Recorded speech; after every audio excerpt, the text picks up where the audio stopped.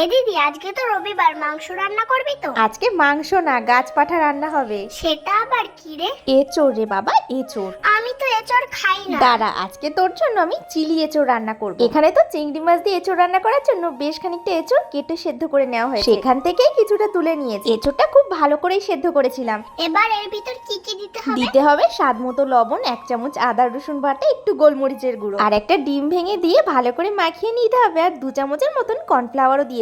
গরম তেলে এবার পকোড়ার মতন করে ভেজে নেব। পুরো মাংসের পকোড়ার মতন তো গন্ধ বেরোচ্ছে। একটা খেয়ে দেখবো কেমন লাগে।